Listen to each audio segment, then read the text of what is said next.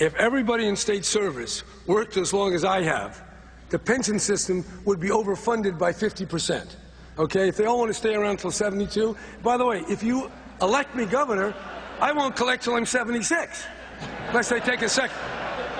And if I get a second term, it'll be 80. So I'm the best pension buy California has ever seen. Okay?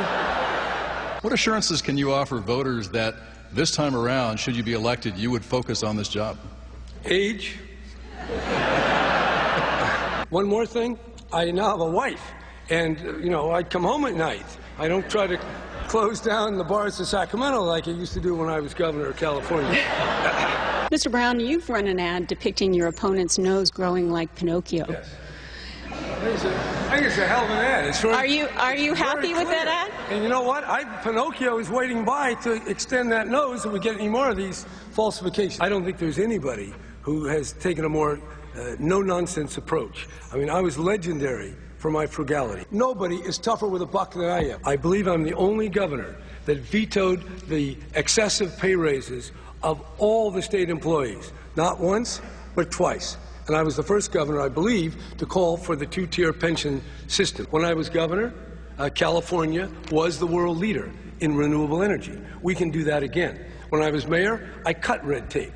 I got through a lot of dumb rules. That's know-how, and that's why I'm running for governor, because I think I can do it again. One of these targeted tax cuts is targeted to billionaires like Ms. Whitman and millionaires. It's about a $5 billion tax break that will go to the richest people in California. 82% goes to those making over $500,000. And where will a lot of that money come from? Our schools. That's not fair, that's not right, and I think it reflects the difference in our values. I want to invest in our schools. I want to protect our schools. I don't want to further enrich the billionaires and millionaires who've actually been doing pretty well these last few years. I don't think it's a job that because you know how to run a private business, you can run government. It's entirely different. I mean, we've tried this business of the inexperienced private sector person coming in with a spine of steel, and they get flummoxed by the shark-infested waters of Sacramento. I won't. It does take know-how. And public service to me has meant a great deal from my earliest years. My father,